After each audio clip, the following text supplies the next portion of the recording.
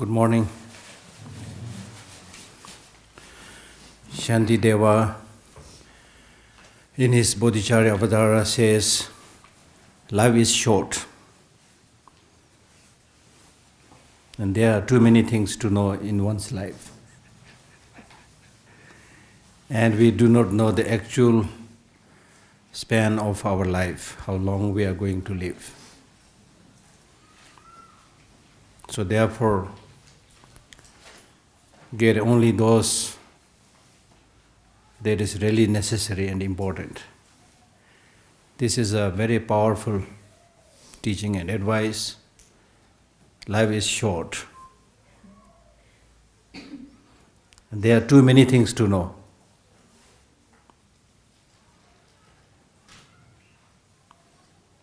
Not only life is short, but we are not sure how long we are going to live. Like if we meditate on each of these lines, it is like extremely, extremely powerful and transformative. Therefore, he concludes by saying, therefore, get only those or do only those which you think is really, really important. So, we need to make a decision. By repeatedly reciting these words, the life is short, there are too many things to know, we do not know how long we are going to live, therefore take only those that you really need. Especially in today's world, we proudly call our age as the age of information. And we are bombarded by all types of information. Necessary, not necessary, so many things. And you now, you don't have to run after the males run after you. It is in your own, everything is in your room. You are hooked to the rest of the world through website, internet, Facebook, Twitter, and so on. And if you keep on seeing what is there in your website, in the internet, in the Facebook, in the Twitter, that itself is extremely, extremely time consuming. So how much time we should spend in these things? Or even otherwise, to many of the other distractions that we encounter in our daily life, how much time we should spend. It is a very important point to think about and make decisions. We already said several times that human life is precious. So when we say life is short, we are not only saying any other kind of life which is short, we are saying this precious human life is short. And this precious human life, we do not know when we are going to die. So this being the case, it is important to realize this extremely, extremely difficult to obtain opportunity that you have obtained today in the form of a human being. And therefore it is extremely, extremely important to seize the opportunity and to take the best advantage of that given opportunity, which only human beings can do, not other species of birds and animals do. Then you can call yourself Purush. The Hindi word for a human being or a person is Purush, which means somebody who has the capacity. Capacity here primarily refers to not any kind of capacity, but it refers to the intellectual capacity. The capacity to judge between what is right and what is wrong. In Tibetan we call it Kivu or Nyundin, one who has the power to do the right thing, to discriminate what is right, what is wrong, and give up what is wrong and take up what is right. So if you do that, then you are fulfilling the meaning of human life. And I believe that this English word, human being, the word human, also has a connotation that's related to values. So human being, somebody who pays heed to the important values that must be adopted.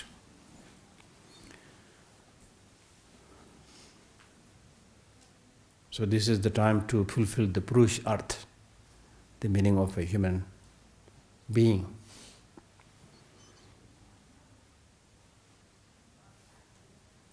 So much of the information that we are getting today are junk information.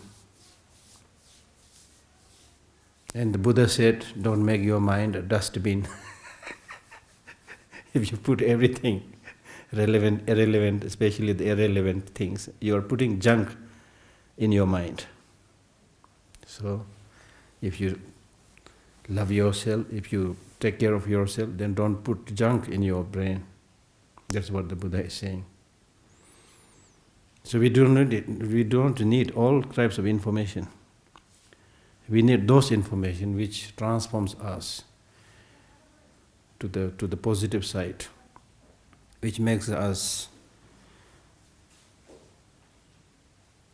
color our human emotion, which energizes us, and which makes us get up, go and do things for others, which makes your inner engine move and start doing something. Buddhism is not about daydreaming. I must point out this. Buddhism is not about daydreaming. Okay, you pray that one day I will become Buddha, and pray that one day I will achieve Nirvana. You think about all those good things. Possibly you can achieve something in the distant past. So you have those visions, some kind of vision, some kind of daydreaming. But if you don't do anything right now, if you don't start moving, then your vision will become nightmare. A vision without action normally leads to nightmare. Daydreaming leads to nightmare. Just daydreaming without action leads to failure. Interesting research has been done on this. Scientific research has been done on this. A number of students were cautioned what they plan to do after they finish their university. And then many of these students came up with, as I was saying, many of this daydreaming. But they did not work to achieve those daydreaming, to fulfill those objectives. Then after 2-3 years, when they finished their university, then the same researchers, when approached these students, asked the questions. Did you achieve what you were aspiring to achieve when you were in the university? They found that most of them still are unable to achieve much. And those people who are more pragmatic, who start doing things, they get success. So in the Buddhist fold also we have a tinge of that tendency of talking good things, praying, and doing nothing. That's why when you do nothing, the society collapses, the family collapses. Your own success will not be there. You can take the situation of Tibet as a case in point. So it's important to not only aspire for those good things, but to start living. That's why people say, start living, stop talking. Start living. Especially in today's time, especially for the Tibetans, I think it's important. Start doing things. Start doing things. The wish to change is there in the mind of everybody. With the start of every new year, there may be millions of people who want to bring about some change. Be it reduction of their weight, be it getting married, be it getting good job, be it improving their figure. People have 100,000 expectations to become better, to become different, and to change. But then people don't work. So they are unable to change. So one thing that we all need to realize is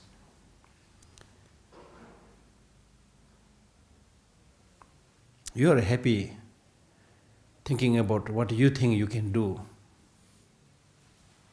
You think you achieved something by thinking what you can do, but people will judge you, not what you think you can do, but what you have done. What you have done. So therefore, this part of the practice, not necessarily profound practice, but even the rudimentary, very minor, small, seemingly less important practices, we need to start doing those things. Then we can shine out. Then we can really be happier, successful. So therefore, in the next verse, protecting resources, verse number 14, Shantideva says, start with positive activities. Be moderate in everything. When based on such practices, it will not be difficult for that person to protect the resources.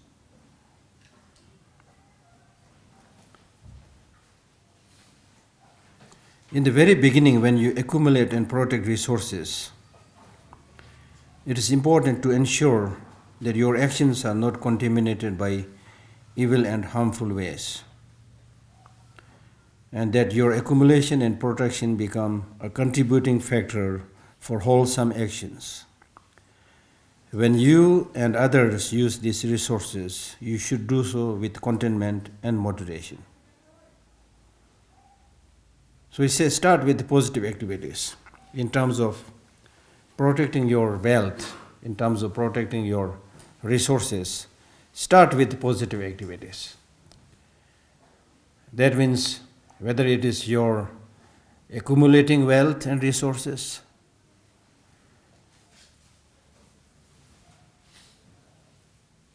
or protecting your wealth and resources. In all this process, you should see carefully whether you are doing it in the right way or in the wrong way. So when dealing with your accumulation of wealth and resources, right from the beginning, that's what he's saying, right from the beginning, make sure that your process of accumulating wealth and resources are in a good way, in an uncontaminated way, so that there is no malpractices, no corruption, no exploitation. In Buddhism, what is known as right livelihood.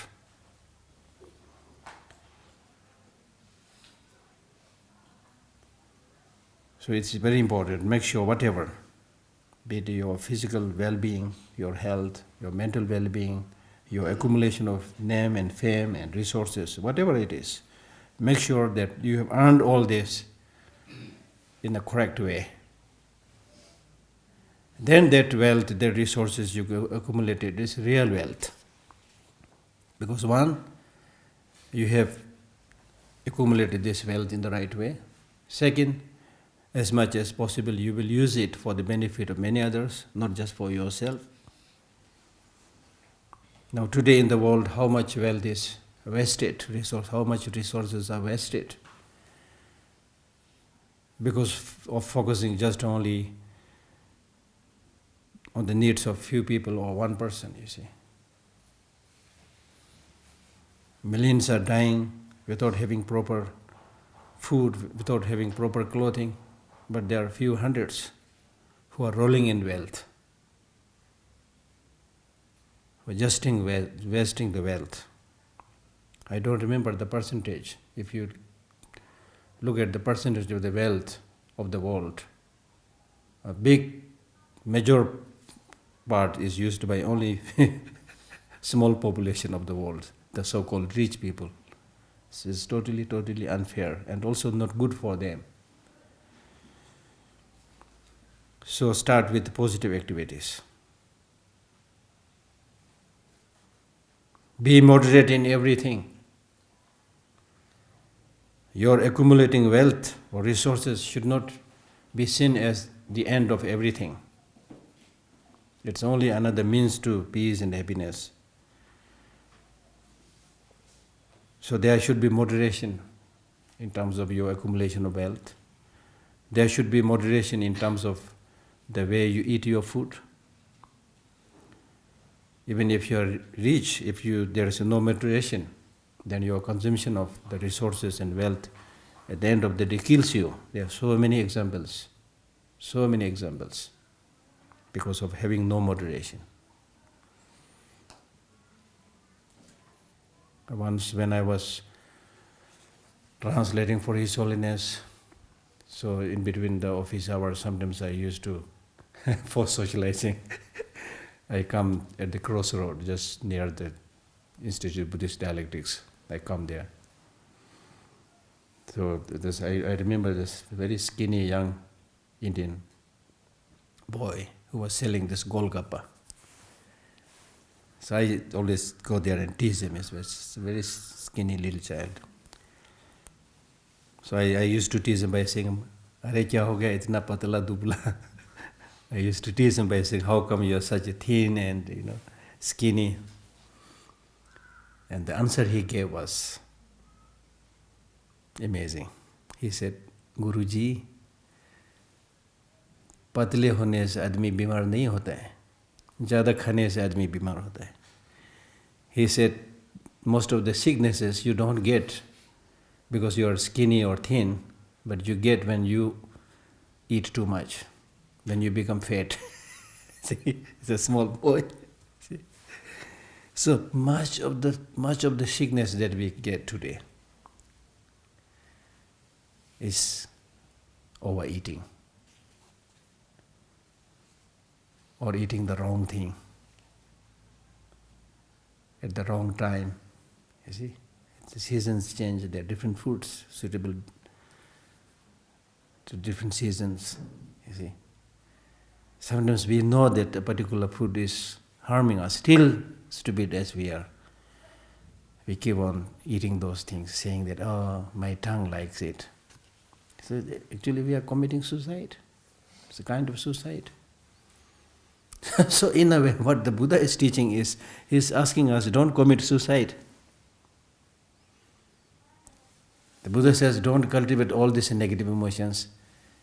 We continue to cultivate it and we suffer. So that's why it is a kind of self-invited suffering. We can do away with those things. So that's why much is in your hand, in our hand, not in the hands of others. You can make your life happy, healthy, and even wealthy if you lead the right way of life.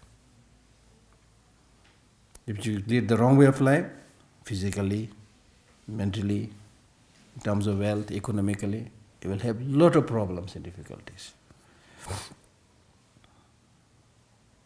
Like look at those countries that are constantly fighting, you see, because of the wrong leader, because of lack of mental health. They engage in all those killing, fighting. As a result, people suffer.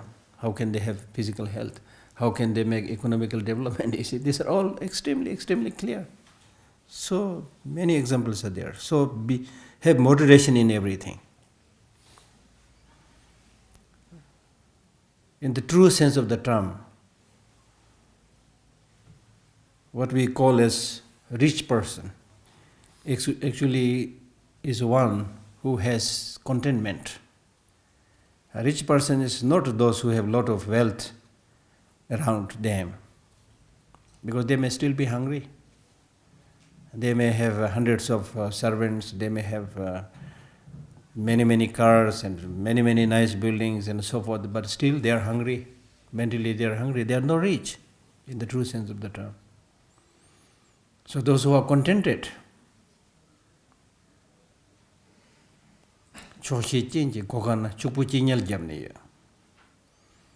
That means at the doorstep of somebody who is contented, who has contentment. Then the rich people, in the true sense of the term, is living there, sleeping there, enjoying there. You see? And then if you look at the reality of life, as we discussed this earlier also, what did we bring when we came into this world? Kya leke aaya tha? What did we bring when we came into this world? Nothing. Just this body, nothing. But when we leave this world, this body also we have to leave behind. So what goes to the next world is your consciousness, your mind. So if you had lived a life where you have made your mind habituated with positive ways of thinking, then you will fare well. You will be successful in many lives to come. That's why we need all these spiritual practices. Otherwise you can't take any of these things. So therefore, when you live in this life, live in such a way that all the developments and progresses that you do are not aimed towards your fame, your glory, but towards the nourishment, sustenance, and development of the rest of the people, the society. You see, like for example here, I work here as a director for a few years. So if I work here thinking that, if I construct this, do this, then this, people will say, Geshe Lhakdor made a lot of progress.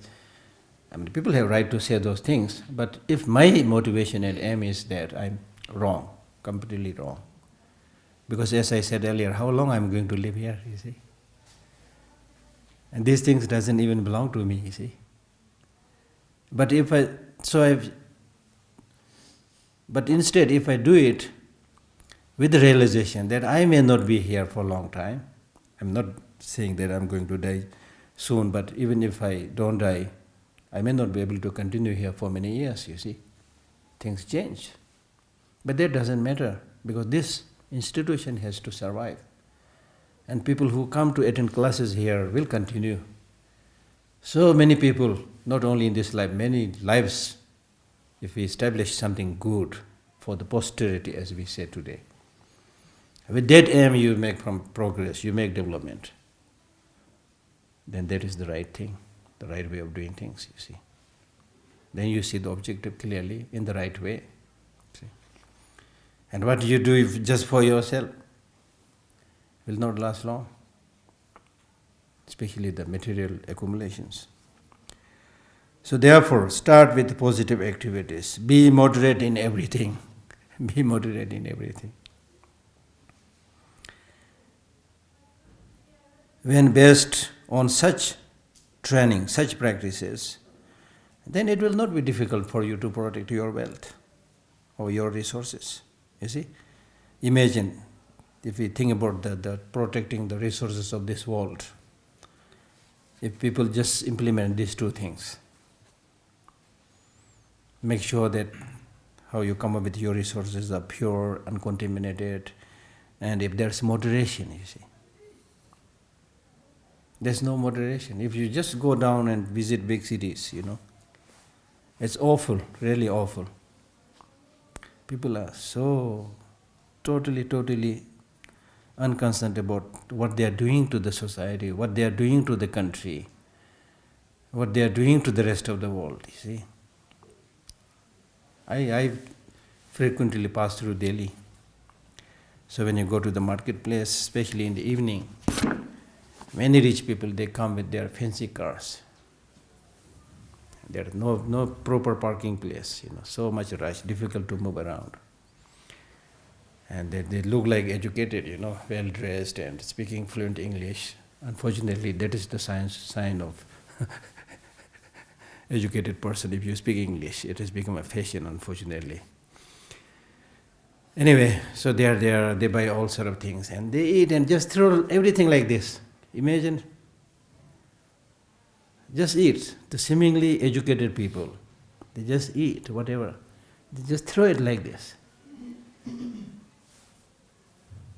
So, this is Not just India, everywhere I think, many places it's happening like this. It's a shame, you see. So this kind of mentality we need to change, you see. We need to change. Then protecting positive deeds. The next verse is protecting positive deeds. Protecting resources and wealth is important, but what is even more important is protecting positive deeds. By giving up craving for fruits for oneself, good deeds will always be protected. That's what we have discussed already. Don't engage in fruitless activities. You remember? We read that line. Don't engage in fruitless activities. So fruitless activities are those activities which you do just for your egoistic fulfillment and which you don't do for benefiting others. So therefore, by giving up craving for fruits for oneself, now this is not to say that you should not do anything for yourself. Yes, you should do things for yourself. But what the text is saying is, don't just do things only for yourself without having any intention to benefit others. That is wrong. But it's not saying that you cannot work for yourself. Of course, you have to work for yourself. By giving up craving for fruits, and craving, this word, craving, is a negative emotion. Craving is like drinking salty water. The more you drink, the more you become thirsty. You see? So craving is a heightened form of attachment. First you have attachment to an object. You taste it. Then you crave, you see? You're already in a much more, risky level. So by giving up craving for fruits for oneself, that means whether you crave or not, if you do something good, the fruits will be there. So you don't have to worry that if you don't crave. For example, if I do something, honestly, something good, I don't have to expect that people should say something good to me, or I should get a good job, things like that. If you are capable, if you are efficient, if you have done the right thing, the fruit will be yours.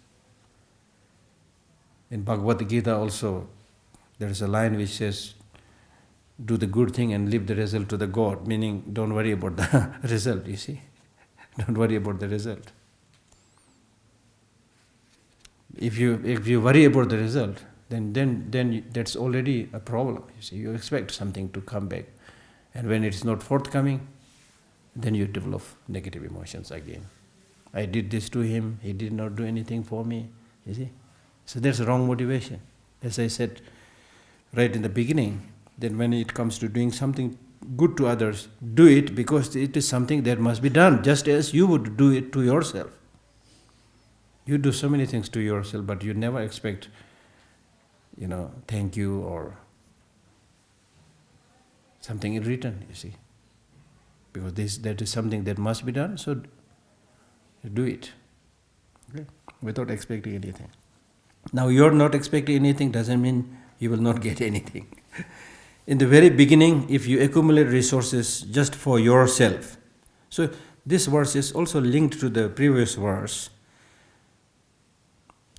In the very beginning, if you accumulate resources just for yourself, or simply to achieve a higher rebirth. So craving here means, number one, craving just for yourself. Secondly, craving to achieve even the highest form of liberation or nirvana just for yourself. If you accumulate resources just for yourself, or simply to achieve a higher rebirth, that of a human life of a human being, such as that of a human being or a god, or even nirvana just for yourself, then the efficacy of such good deeds will be weak. Instead, you can do a good thing and aim it to achieve enlightenment for the benefit of all sentient beings. Depending upon how you dedicate, what is your motivation, the fruit will be different, you see. You are doing the same thing, but depending upon how you are dedicating it, what is your motivation, there will be huge differences in terms of what you get. So right from the beginning, develop that stronger motivation. Therefore, it should be accumulated with the intention of benefiting others. So this text is a text on Bodhisattva precepts. So the whole focus will be how to benefit others, directly, indirectly. So all the good things, all the happinesses, all the peace, all the love, all the compassion that we see in the world are because of people trying to help others, trying to benefit others. All the sufferings, all the tragedies, all the turbulences, all the problems, all the difficulties that we see in the world are because people think just about themselves and forget about the rest of others. And Shantideva talks about this very eloquently in his text, Bodhisattva Way of Life, that all the peace and happiness that you see in this world today are the outcomes of a mind wishing to benefit others. All the sufferings that you see in the world today are the outcome of a mind which craves for personal well-being and happiness alone. And then he summarizes that point by saying, there's no need for me to elaborate this point. Just compare yourself with the Buddha. Where are you today and where is Buddha today? And in our ordinary level, in our case, for life after life, our main practice was self-cherishing attitude, always thinking about I, me and mine. So life after life, we practiced this self-cherishing attitude. As a result, we are here where we are today. In the case of the Buddha, instead of that self-cherishing attitude, he cultivated this mind of bodhicitta, and he practiced the mind cherishing the well-being of others. And therefore, today, just by the name of the Buddha, millions of people get benefit. Today in the world, there are more than nearly 500 million Buddhists. Nearly 475 to 500 million people are there. And even in the case of many others who may not call themselves as a Buddhist, but they see Buddha as an embodiment of compassion. Great thinkers like Bertrand Russell, Einstein, all of them have praised the Buddha of his wisdom and of his compassion for suffering sentient beings. So the most important quality out of all the qualities, the most important quality is the mind that wishes to benefit others. That is, if you read this text written by the Kinori Lama, Tenzin Gyaltsen, Kunu Lama Tenzin Gyaltsen, I mean, he's all praise. This book is all about praising the bodhicitta. He says, if you are sleeping, think about bodhicitta. If you are walking, think about bodhicitta. If you are eating, think about bodhicitta. If you are in trouble, think about bodhicitta. If you are enjoying, think about bodhicitta. For this life, think about bodhicitta. For the future lives, think about bodhicitta. It's like a panacea, medicine that cures all illnesses. Imagine. The only problem is we are unable to practice it. If you practice even a fraction of that mind, it will be very, very healing. Physically, mentally. You will get protection, you will get friend, you will get teacher, everything is inside. Today, unfortunately, in the world, so many people are living a life that is completely hollow inside. They may have, in terms of material accumulation, they may have everything, but still they feel something is missing, you see. Yeah, of course, you feel something missing because there's nothing inside, you see. So when you have this precious mind of bodhicitta, loving kindness, compassion, you can rest in peace, you can sleep in peace. Fear will not be there, distress will be reduced, you see. All this fear, anxiety, suspicion, of turbulence comes because of constantly worrying about oneself. What will happen to me? What will happen to me tonight? What will happen to me tomorrow? What will happen to me after 10 years, you know? Just me, mine all the time. And now, as I said earlier, scientifically it is proved that those people who make all these self-references, I, me and mine, they are susceptible to all kind of illnesses, including heart attack. But those people who open up and think more about others, that is found to be the most important source for your physical and mental health. It is scientifically proved now. So there's the thing. The bravery comes from there.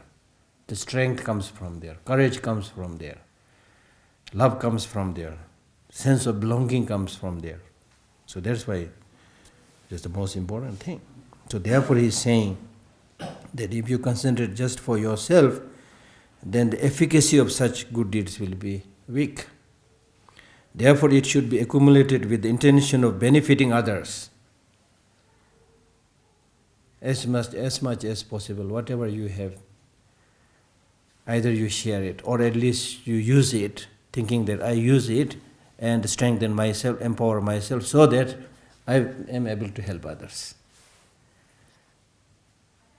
Okay? Therefore it should be accumulated with the intention of benefiting others and to achieve the ultimate state of Buddhahood. That means, this word Buddhahood basically means the highest form of happiness. And right in the beginning, when we started the class, we all agreed that we all want the highest form of happiness. So therefore there is nothing wrong in saying that we want the ultimate state of Buddhahood. It is in this way that right from the start, all good deeds which you accumulate will be empowered. See, use this word, empowered. Otherwise, whatever you do will be weak. You may be making a lot of effort, but you will reach nowhere because the motivation is small. The objective is small. The way you are doing is insufficient. So think big. That's what he's saying. Think big. And there cannot be a bigger thinking than cultivating bodhicitta to benefit all sentient beings.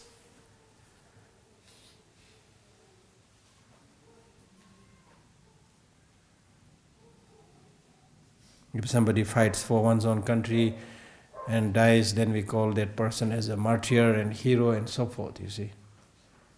And Buddha lived his life benefiting all sentient beings, not just human beings, all sentient beings. And he taught an art of fighting against the sworn enemy, the negative emotions, with the army and the forces of loving kindness and compassion. You know, there cannot be a greater example than this process of obtaining long-lasting peace and happiness. All the evil forces, they are contained, they are destroyed by the practice of loving kindness. All the friend sentient beings are sustained and looked after by loving kindness. Jude chambe pungi kyonwata, drugun chambe tobi kyonzebi, java chambon gombu tashi shows.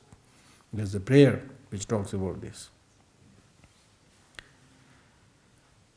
Also, do not have regret, and if you have done something positive, do not declare it. So, number one, doing good things is very difficult. And two, even when we do something good, then we expect something in return, which is not good. Or sometimes we do something good, then after that we regret. That's also possible. For example, if there is an opportunity to get a good salary, and then instead of doing that job, you go to attend His Holiness teaching, where you get the teaching but no salary. Then after that it is possible, oh, I did not get anything from there. You know, because of your wrong motivation, you know, you might think, I did not get anything there, and I also did not get the salary, so I should not have gone there. It's possible, you see. We are all comfort seekers, you know, we are all money seekers. We judge our development, progress, achievement in terms of concrete material benefits, you see. So it is possible. If you do that, then that's a big mistake. So after having done the good thing, instead of regretting, you should rejoice. Rejoice. Every time I use the word rejoice, I feel like singing and dancing, to be honest. Because when you talk about these 7 limb practices, you see, one part of that practice is called rejoicing. Somehow I like that word so much. And I've been encouraging others to do that, you see. When you've really done something good, that's the time to rejoice, celebrate, sing, dance, almost something like that, you see. It's important, you see. It is important to recognize the good things as good and be happy. That's what the Bodhisattvas do. That they always rejoice. I am so lucky I found this precious human life. I am so lucky I met His Holiness Dalai Lama and got his teaching. I am so lucky I am able to do all these practices. Every day their mind is filled with happiness and joy. And that joy and happiness will come if you think, if you reflect. Otherwise, you will take it for granted. Maybe admi hai, wo bhi admi hai, this is. You don't care about those things, you see. So once you recognize the importance, this great opportunity that you have, that you will be constantly filled with joy and happiness. So many reasons to that. And from their joy and happiness, then you are able to develop that calmness of mind, you are able to develop that appreciation of life and the willingness to help others. That must be there. So therefore, having cultivated or done something good, do not regret. Instead, dedicate the fruit of those good things to achieve Buddhahood for the sake of all sentient beings, and rejoice and appreciate and pray that may I be able to do such wonderful practices for many, many lives to come. So that is why praying is important, you see. Right in the morning, do some prayer. Prayer means developing certain inclination, developing certain sense of direction, your willingness to do something, you know. So prayer opens the door of the day.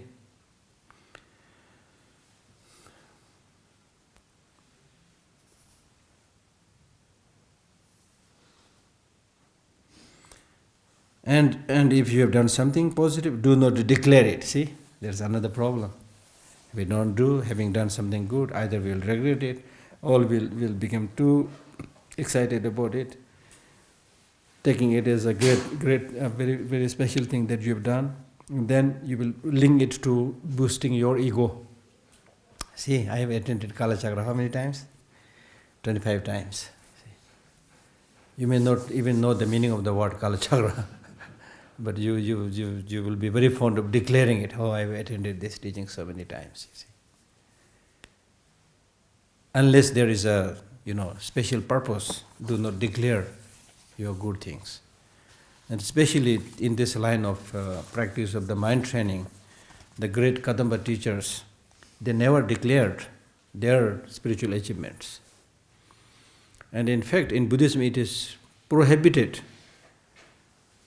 to make a show of your, even if you have really those realizations, it should be kept hidden, just like a burning lamp in a pot. If you put a burning lamp in a pot, inside it's really full of light, but you can't see it outside. So do not make a show of your knowledge. Okay?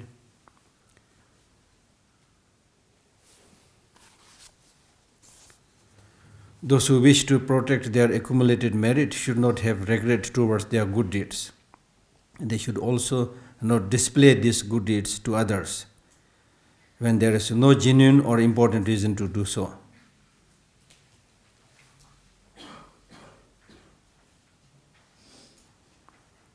If there is an important reason, then of course it is important to show it, but otherwise there is no need. For some people, yes, those certain practices which you are doing just to encourage them, that I did this and got this fruit, I think that kind of example may be useful, important. And without such purpose, simply just to glorify yourself, you should not declare them. Because if you do that, this will weaken accumulated merit. Because again, arrogance is coming up. Just as regret can put an end to evil deeds, if you do evil deeds, it's important to regret. that can put an end to the evil deeds. So similarly, if you regret when you've done something good, it can put an end to the good things that you've done. So we must rejoice in our good deeds. But rejoicing does not mean that you should make a show of it. Declare them. This will add weight to our good deeds. Those wishing to protect their accumulated merit should always fear material gifts and respect, and always give up conceit. Have faith in the Bodhisattvas, give up doubt towards the Dharma. So therefore, if you really want to, number one, accumulate merit, and having accumulated merit, if you really want to protect it, it's important to accumulate and then protect it.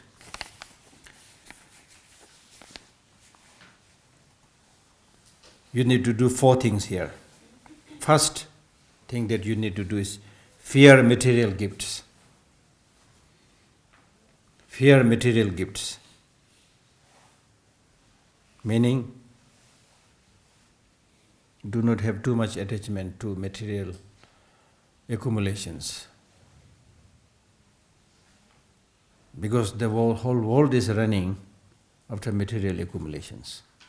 Violence, killing, stealing, all kind of things are happening primarily because of desire for material gains.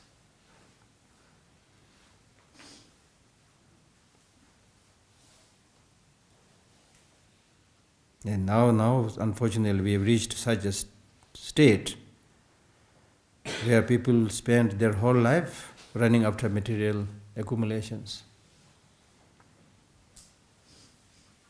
And now, unfortunately, everything is for selling and buying. This conception of everything for sale is rampant in today's world. Everything is for sale. I'm saying everything,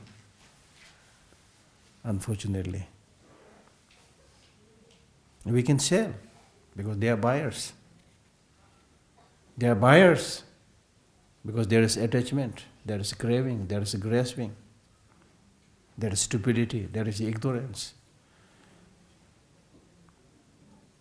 People do not know what they really need.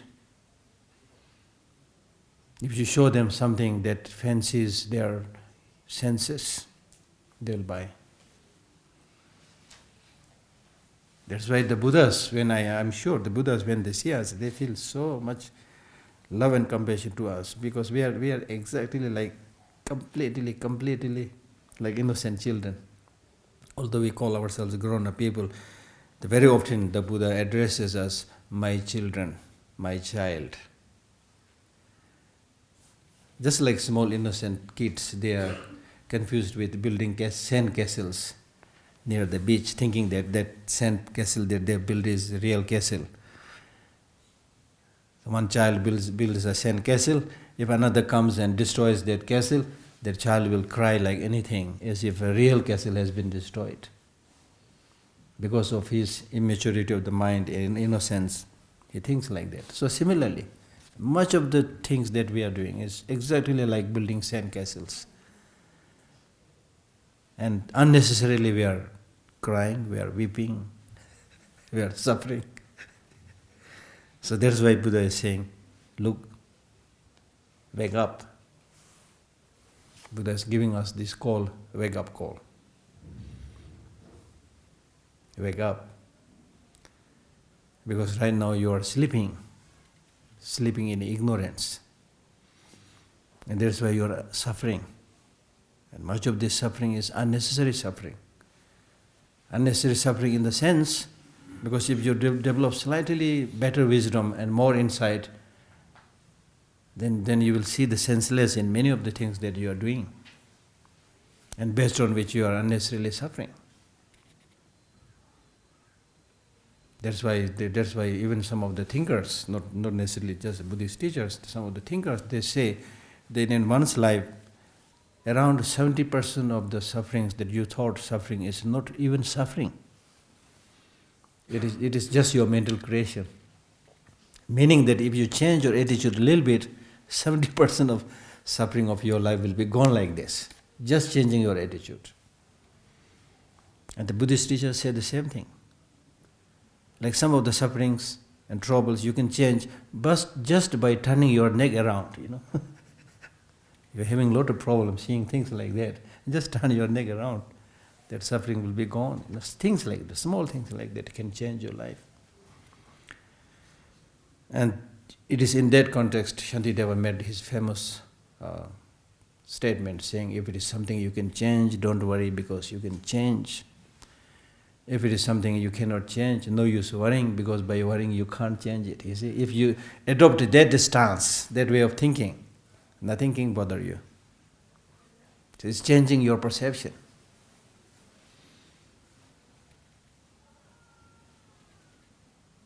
You can make or mar your destiny like that, based on how you think. So fear material gifts. Fear, because much of the problem, attachment, craving, fighting, killing, they all come after greed. So make a distinction between greed and need. We have certain basic needs which must be fulfilled. But your greed can never be fulfilled. It's endless. So fear material gifts.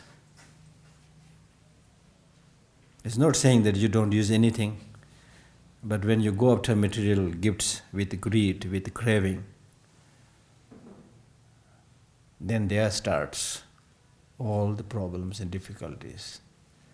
Then your life will be, then those craving and greed after material gifts or material things makes you do the running. As I said earlier, we do so much running today. So much running. Everybody says, I'm busy. Everybody says, I'm busy. So if you sit down and say, why are you so busy? What are you doing? Where are you running?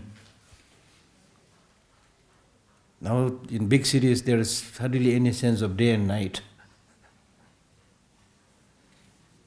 Day and night, I suppose, whether it's created by God or it's a law of nature, I think there is a purpose, you see. People should be sleeping in the night and working in the day. But in big cities there is no sense of that. And from there comes all kind of imbalances, disturbances. So all this running is done because of greed for material accumulation. So you should fear. Instead of being so happy, you should fear. Tsongkhapa, in one of his very famous, Seventh Dalai Lama. He's a very good poet. There, one of his beautiful compositions, he says, "Shen la shata tarpan senorji korje, ran la dingme shindu mengombre chebe, legbe chakundepe du ngusundobe, togla mentu hembe nansu de kyowa." So loosely translated, it says something like this: "Shen la shata tarpan senorji korje." The food, the clothing that people give you, that people offer you, are actually almost like part of their flesh and blood. The people who are giving these things to you is almost like part of their flesh and blood. These offerings, especially to the monks, or these offerings, or even gifts. So you must realize this. And without realizing that, if you just take it and use it without thinking, especially when you have no confidence that you can digest those things, if you just jump upon these offerings and things, gifts, and use it without any satisfaction, when you have no confidence that you will be able to digest those things, then he says, this is really exactly like an evil force that is there to decrease all your positive qualities. And then he says, alas, how sad is this state of seeing the poison as a medicine. So many of these things that come from others, don't use them as a medicine that, I got it, I enjoy it. You see, at least do something in return, something useful for others.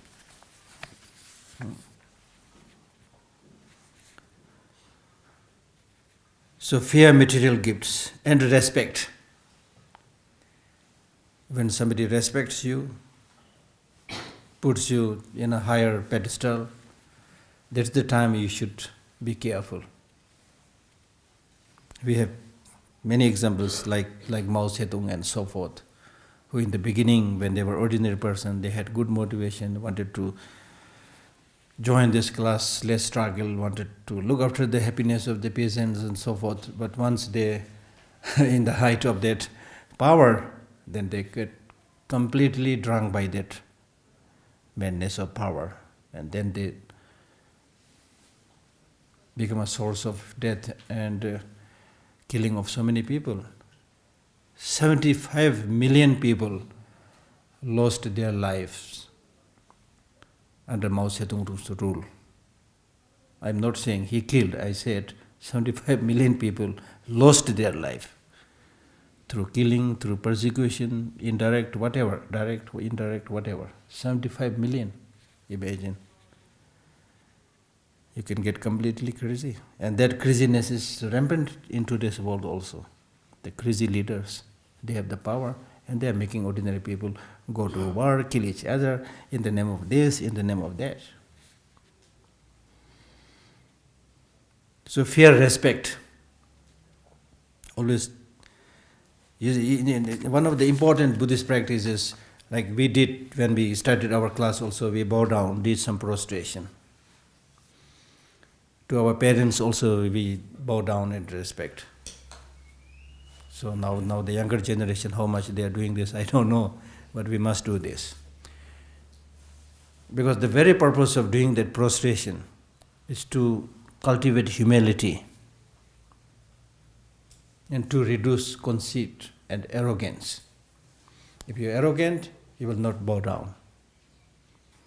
Bowing down itself means reducing arrogance and making oneself receptive to higher qualities.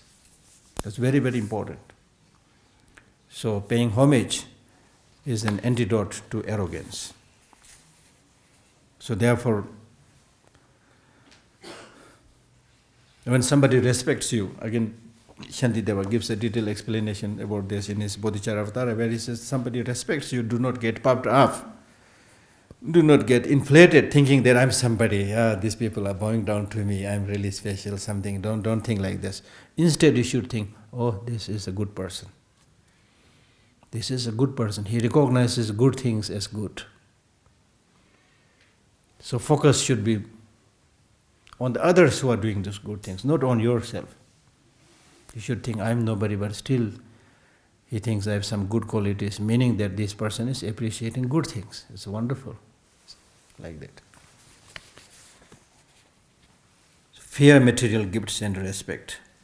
Always give up conceit. If you get conceited, if you get arrogant, inflated, if you become inflated like a balloon, then there's no room for getting higher qualities. So that is the second practice. And the third is have faith in the Bodhisattvas. I've explained about this already. And third is give up doubt towards the Dharma. And now you can give up doubt towards the Dharma through knowledge. Through knowledge. If you think more, like for example, now we have been discussing a lot about the importance of love, importance of compassion, importance of bodhicitta and so forth. Now I'm sure you have some idea and sense, yes, these are really good practices. And then especially if you live the practices, if you do the practices, there will be more convincing results. So in this way you will be able to remove doubt towards the Dharma. So the best way of removing the doubt towards Dharma is hearing, thinking, and meditating on the teaching, not just developing blind faith. So having strengthened the good deeds you have accumulated, if you hanker after wealth and fame and become conceited, say normally when we get some wealth, we get conceited. When we get some higher quality, we get conceited. If you have a slightly better look, you get conceited, you see. All this conceit and arrogance comes because you do not know the reality of your life, the meaning of your life. So if you become conceited, the fruit of your good deeds will be postponed. Therefore, by the 4 practices of having no attachment towards wealth and respect, number 1. 2, by always giving up conceit. 3, by respecting bodhisattvas. And 4, by not giving up the sublime dharma, one will be protected from the postponement of fruits. You see? And you should be able to enjoy that fruit as soon as possible. It should not be postponed. Like, if your monthly salary is postponed, you will be very upset. So get upset if there is a likelihood of postponement of fruits of your good deeds. So make sure that the fruits of your good deeds are not postponed. So the first thing you should do when putting an end to your past corrupt moral practices is to purify your body, because when the body is thoroughly purified, it becomes a beneficial wealth, just as well-cooked, cleaned rice benefits embodied beings or sentient beings.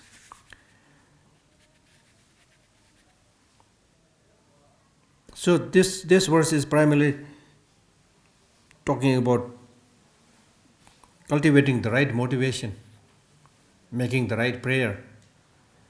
Right from the beginning, when whatever practices you do or whatever resources you collect, if you cultivate proper motivation and do the right prayer, that this may become a cause to achieve Buddhahood for the benefit of all sentient beings. This may become a cause for the longevity of my life, so that I am able to continuously do the practice. This may become a cause for the benefit of all sentient beings. This may become a cause for removing the negative emotions. So with this kind of motivation, if you engage in those practices, then that is called purification. And then your whole life will become a source of sustenance for others, just like a nicely cleaned, rice. A rice, if you have removed the husk of the rice and cleaned it and nicely cooked, then it will benefit the sentient beings. So like this.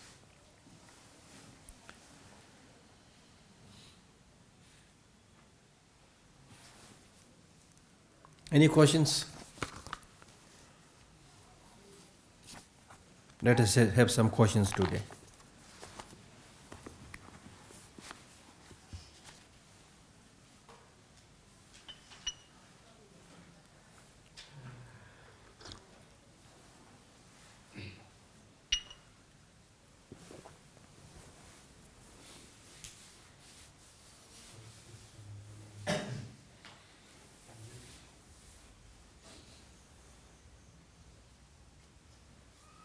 No questions?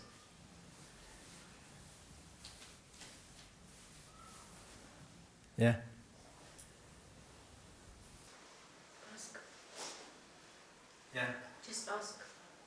If we see that we've developed a bad habit with something, bad habits can sometimes be difficult to break. So what is a good method for starting to break a bad habit that we've identified? Yeah, you are absolutely true. As I said earlier, we are very strongly conditioned by bad habits. In some cases, we are kind of entrenched into that bad habit. So it is difficult to move these bad habits with one go. So that's why the whole process of Buddhist teaching is to gradually help you change. If you look at the titles of some of the text, Stages of the Spiritual Path, Lamrim, Stages. stages, Kamal Shila's text is on meditation is called stages of meditation. Meaning that you can change if you start practicing slowly and stage by stage. And this is completely in tune with the nature. If you look at the grasses, trees and flowers, how they grow. They don't blossom overnight. Slowly, step by step, it changes. So therefore, it is important to recognize the fact right from the beginning that you can change if you wish. And that's a good news. This is really good news. If you make a change, you become what you want to become. You become what you want to become. You can change. If you make an effort, you can change. And then second,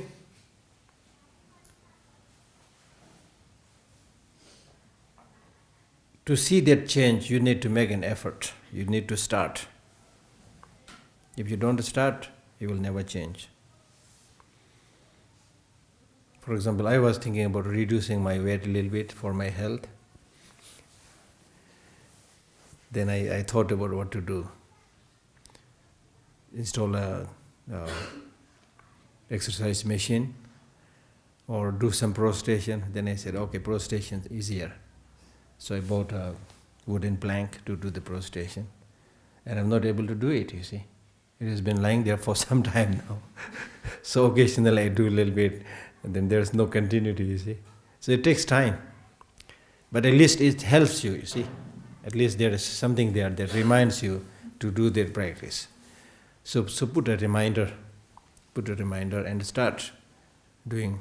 And then gradually you will get habituated. And Shantideva says that there is nothing that will not become easy when you get habituated with that.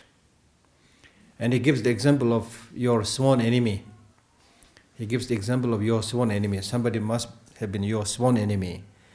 And such a terrible enemy that you used to tremble and fear just by hearing his name.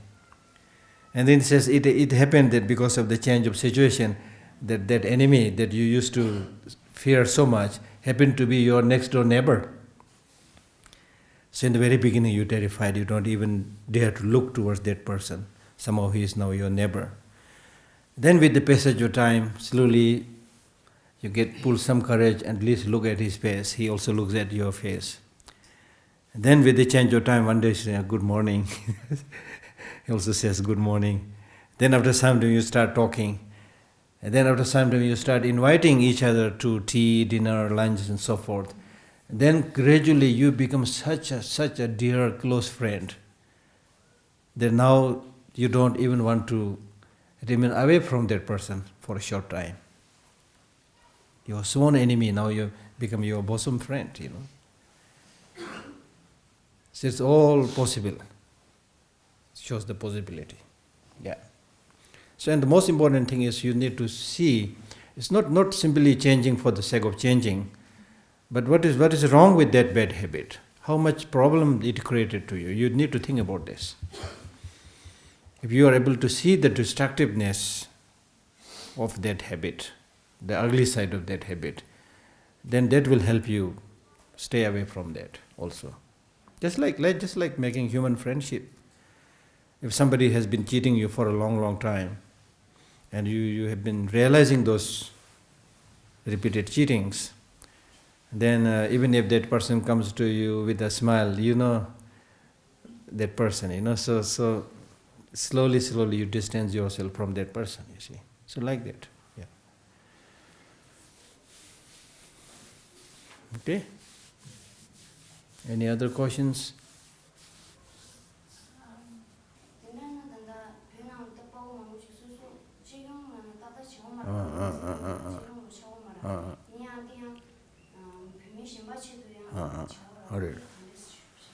She is asking two questions. First is the question of burning incense. In the Buddhist tradition, we burn incense to purify bad smell and things like that. But according to scientists, this is a kind of pollution. And her science teacher also tells her that don't burn the incense inside, you can burn it outside or things like that. So since science and Buddhism are supposed to be compatible, so how can you explain this? I would say that, if you use your common sense, which is better, if you have a smelly room or a room with fragrance or the scents of incense, which one is better?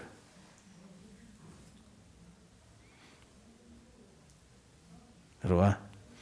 So in order to remove many of the odors, bad smells, then we can use incense, we can use other forms of fragrance, which is good, because as we read in the text, that you should do all those things which would make others happy and pleased, and not those which would make others unhappy. So that should be the criteria. So instead of keeping the room smelly, if you burn an incense, it gives people like it, it's good fragrance. And then in the case of many of these incense, they've certain medical ingredients, which is a little bit contributing towards stress reduction and things like that. So in that case. So to pollution maybe a little bit, contributing a little bit, but not much. Because if you go too much to that, then you cannot even boil water. That's also disturbing the environment. Her second question was, especially she referred to verse number 5 and 6, where the text talks about taking care of your physical and mental health to be able to benefit others. So in this context, how would you explain those Tibetans who self-immolate themselves? What is being explained in the text and how much you are able to practice or do different things. The desired objective, if it is possible to practice, is what is being taught in the text. That you take care of your health, physical health, mental health, protect your life, live long life to be able to benefit others. If you are able to do that, do that. But then how many of us will be able to do that, you see? It is almost like saying, not only those people who self-immolated themselves, but it's almost asking the question to us. Like the text says, do not develop negative emotions. But we are all developing negative emotions. Why? Rwa? Nyomo maji lekdo. Rwa, rangso medang itikbu kecha remendo. Nganzo sangmala di tebna la nyomo maji sikdo. Nganzo sangma nyomo chegi yawa. Karchin chego. Rwa? Remare. Di ko text hiyawa da nganzo ki tup matub si di kagarwa. Chungna da text hiyawa na shi chitub gu yorwa. Ko samla nan haku dwa. Pena mediusu gyuring se de na puk da pen togorwa. Yana di tup kakurwa. Kunzo di nedan kaku hiwji che. Tende kata gyuje mangu yungurwa. I think when we talk about the ultimate happiness, I think we are saying that we don't want suffering at all. And I personally think that there should be like balance between happiness and suffering both. Because I think happiness and suffering, they both are interdependent.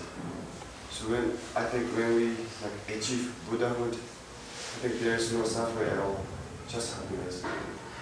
So I think that happiness and suffering are interdependent. So how does it work when we, if we achieve? In the ordinary level, it looks like they are interconnected. Interdependent, I don't know. Interconnected. Connected and dependent, I don't know. They are same. So there is some correlation there. But the thing is, as I said, we all want happiness. We all want the highest, the greatest happiness. That is there in all of us. There's nobody who says, I want suffering. So that's the important thing. There's nobody who says, I want happiness. No suffering. Everybody says, I want happiness. So that clearly shows suffering is something that you do not want, that we do not want. So that way we are also saying that I should be able to achieve a state of happiness and no suffering. That's what we are saying. Now the question is it possible to get that happiness, state of happiness where there's no suffering at all? That is the main question that you are asking. This is a very complex question, difficult question also, because I am not a Buddha, you see. And what we are reading is in accordance with the text. But then one thing that we can at least figure out is that if you make the effort, you can really reduce suffering. That is clear, because much of these sufferings and problems and difficulties, they come because of confusion, because of ignorance, because of negative emotions. The more we reduce these negative emotions, these confusions, ignorances, the more we'll be happier. So it really shows if we make an attempt, we can be happier. That much we can know. So therefore, it is important to realize two things. One is, suffering is not necessary. If it is possible to remove it. Number two, we can make progress all the time. So that is what we need to know.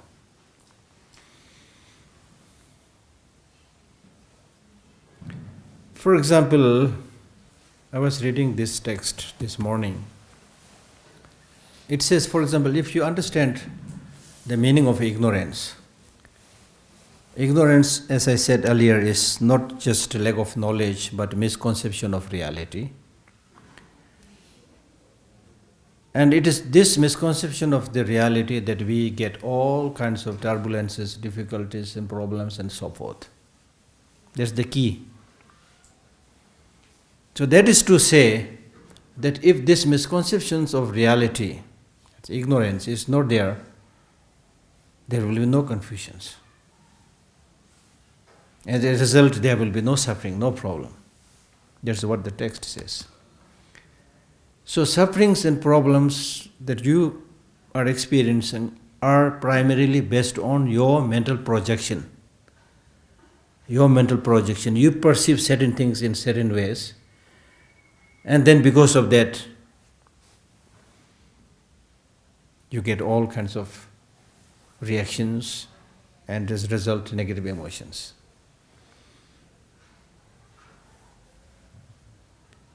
Then in a more interesting way, there is a natural flow of things, cause-effect relationship. Like for example, even if you look at ignorance, which we say is the cause of all the problems, all the difficulties. But if you look carefully at ignorance, ignorance itself does not come with a motivation to say that I will come in his mind and I will harm him, I will make him suffer. Ignorance does not come with that motivation. Similarly, all negative emotions, they don't come with a motivation to destroy you. Like a desire or attachment, they don't come with an motivation thinking, oh, I will arise in the form of attachment in his mind and I will destroy him. That motivation is not there. So what I'm saying is we need to understand this natural flow of law of cause and effect. This natural flow, you see. Like you take the example of a poisonous tree. If you eat that poison from that poisonous tree, it will harm you, it could kill you. But this poisonous tree also does not have a motivation to kill you. So that is the most important part, what the Buddha is saying. He is simply saying that you must understand the law of nature. If you think in this way, you will get this problem. If you think in this way, you will get this benefit, that result. So follow the law of causality, cause-effect relationship. Just as in the external environment, with certain things, certain plants are medicinal, they are useful, certain plants are poisonous, they are harmful. Similarly, within our mind also, Some of them are constructive, some of them are negative. So therefore get rid of the negative ones, cherish and cultivate the positive ones. And that leads to peace and happiness. This is nothing to do with a special kind of invention of the Buddha. He simply kind of discovered what is there in the law of nature. So if you go against this law of nature and try to be extremely intelligent and clever, you will never be able to go against it. Because there's a natural law of functioning things, So I think that's important to understand. Yeah. So our main concern is whether we can reduce the sufferings and problems or not at this stage, and whether we can become better and better. That's the main concern. Yeah. Okay.